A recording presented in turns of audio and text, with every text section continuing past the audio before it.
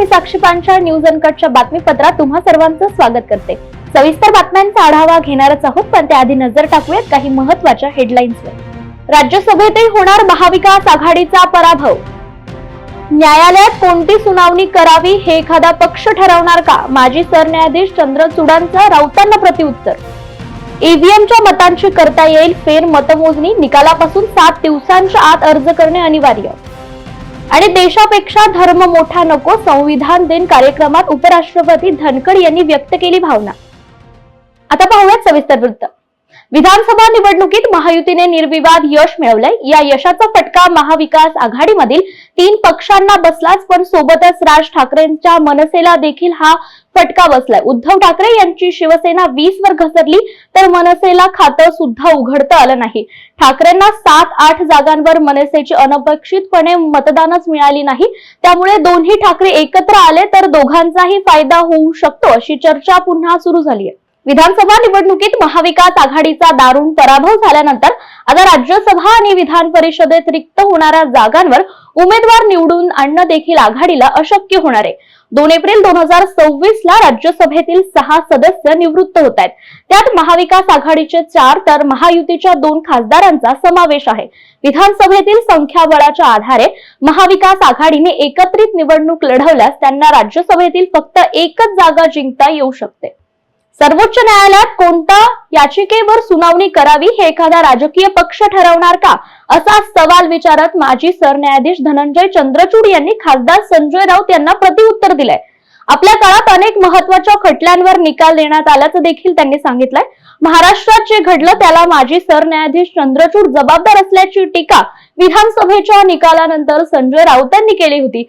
त्याच टीकेला आता माजी सरन्यायाधीश चंद्रचूड यांनी प्रत्युत्तर दिलंय। विधानसभा निवडणुकीत महायुतीला मोठं बहुमत मिळालं, तर महाविकास आघाडीचा पालापाचोळा झालाय। काँग्रेसची राज्यात नीचांकी कामगिरी झाली आहे। महाविकास आघाडीला अवघ्या 46 जागा मिळाल्यात, त्यात काँग्रेसला अवघ्या 16 जागा मिळाल्यात। काँग्रेसच्या कामगिरीवर वेगवेगळ्या बाजूने चर्चा होत असतानाच भाजपचे सावनेरचे आमदार डॉक्टर आशिष देशमुख यांनी काँग्रेसच्या आमदारांना एक अनोखा सल्ला दिलाय। भविष्याचा विचार करून काँग्रेसच्या आमदारांनी भाजपमध्ये विलीन व्हावं, असा सल्ला त्यांनी यावेळी दिला। बातमीपत्रात वेळ झाली छोट्याशा विश्रांतीची, लगेचच परत येऊ, पाहत रहा न्यूज अनकट। ऐतिहासिक वारसा लाभलेला मराठ मुलूक महाराष्ट्र। या महाराष्ट्राला विविध रंगी छटा आहेत। साहित्य, कला, पर्यटन, नृत्य, भाषा, संत परंपरा अशा विविधतेने तो नटलेला आहे। हीच गौरवशाली विविधता जपत सुवरंग मराठी केवळ महाराष्ट्राच्या सांस्कृतिक संहितेपुरते मर्यादित न राहता समकालीन नवकल्पनांवर आधारित कार्यक्रमांद्वारे मराठी मनोरंजन विश्वात स्वतःची एक अनोखी जागा निर्माण करत आहेत। मराठी मनोरंजन क्षेत्रातील उत्तम दिग्दर्शक, लेखक आणि निर्मात्यांच्या प्रतिभेचा पुरेपूर वापर करून मनोरंजनाचा आगळा वेगळा रंग उधळण्यास आम्ही सज्ज आहोत। स्वरंग मराठीचे उद्दिष्ट मराठी मनोरंजन क्षेत्रामध्ये मनोरंजनाची वहिवाट सोडून, रूढीवादी पद्धती तोडून मनोरंजनाचा समृद्ध अनुभव प्रदान करून देण्याचा आहे। म्हणूनच यात विविध पद्धतीचे मनोरंजक आणि माहितीपूर्ण कार्यक्रम स्वरंग मराठीवर बघता येतील। शेवटी एकच, धकाधकीच्या जीवनात धांगडधिंगा करण्यापेक्षा बसूया, हसूया, गाऊया, जगूया। नाती गोती श्रावण मोती गावामधले जीवंत रंग। नाती गोती श्रावण मोती गावामधले जीवंत रंग। चला जोडूया, चला पाहूया, जशी संस्कृती तसा स्वरंग। विश्रांतीनंतर पुन्हा एकदा स्वागत। पाहूयात उर्वरित घडामोडी। विधानसभा निवडणुकीचा निकाल महायुतीच्या बाजूने एकतर्फी लागल्याने ईव्हीएम वर प्रश्नचिन्ह उपस्थित केले जात असून त्याविरोधात महाविकास आघाडीने न्यायालयात जाण्याच्या तयारीत आहे। मात्र निवडणूक आयोग आपल्या पारदर्शी कारभाराच्या दाव्यावर मात्र ठाम आहे। म्हणूनच ज्या मतदारसंघातील मतांबाबत आक्षेप असेल तिथे पराभूत झालेल्या पहिल्या आणि दुसऱ्या क्रमांकाच्या उमेदवारांना शुल्क भरून ईव्हीएम आणि व्हीव्हीपॅटची फेर मतमोजणी करण्याचा पर्याय आयोगाने ठेवलाय। त्यासाठी निकाल लागल्यापासून 7 दिवसांच्या आत विहित नमुन्यात जिल्हा निवडणूक अधिकाऱ्यांकडे अर्ज भरणं अनिवार्य आहे। राजकीय पक्ष देशापेक्षा धर्म मोठा करत असतील तर आपली स्वतंत्रता पुन्हा धोक्यात आहे, असं मत व्यक्त करत उपराष्ट्रपती जगदीश धनखड यांनी डॉक्टर बाबासाहेब आंबेडकर यांचं स्मरण केलंय. संविधान स्वीकारून 75 वर्ष पूर्ण झाल्याच्या निमित्ताने मंगळवारी जुन्या संसद भवनात आयोजित कार्यक्रमात ते बोलत होते.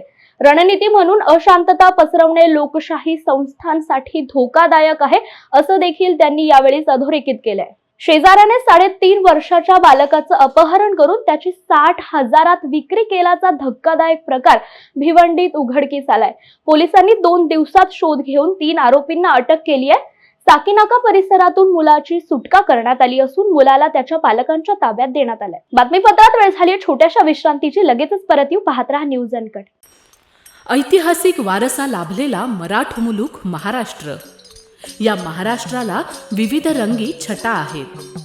साहित्य, कला, पर्यटन, नृत्य, भाषा, संत परंपरा अशा विविधतेने तो नटलेला आहे.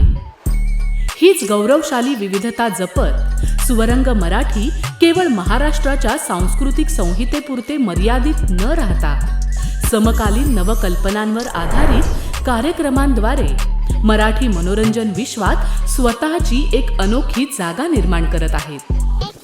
मराठी मनोरंजन क्षेत्रातील उत्तम दिग्दर्शक, लेखक आणि निर्मात्यांच्या प्रतिभेचा पुरेपूर वापर करून मनोरंजनाचा आगळा वेगळा रंग उधळण्यास आम्ही सज्ज आहोत.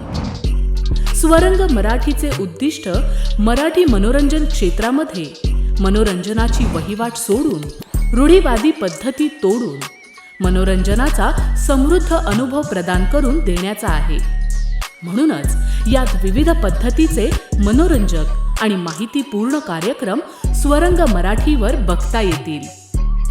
शेवटी एकच, धकाधकीच्या जीवनात धांगडधिंगा करण्यापेक्षा बसूया, हसूया, गाऊया, जगूया.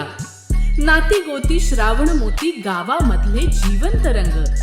नाती गोती श्रावण मोती गावामधले जिवंत रंग. चला जोडूया, चला पाहूया, जशी संस्कृती तसा स्वरंग. विश्रांतीनंतर पुन्हा एकदा स्वागत. पाहूयात उर्वरित घडामोडी. भंडाऱ्यात गोशाळेतील जनावरांची परस्पर विक्री केल्याचा धक्कादायक प्रकार उघडकीस आला असून 5 गोशाळेच्या 23 लोकांवर गुन्हा दाखल करण्यात आलाय.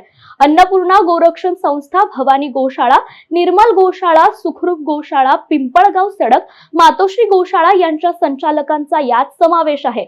या प्रकरणी शासनाची 3,80,55,000 रुपयांची फसवणूक झाल्याचं चौकशी दरम्यान आढळून आलंय. कामठीहून नागपूरला येताना रस्ता दुभाजकाच्या लोखंडी कठड्याला धडकून झालेल्या अपघातात 1 जण ठार तर 2 जखमी झाल्याची घटना घडली आहे. या घटनेत लोखंडी कठडा कारमध्ये घुसल्याने चालकाचा मृत्यू झालाय. ते तिघेही इंडिगो एअरलाइन्सचे कर्मचारी असल्याचं सांगितलं जातंय.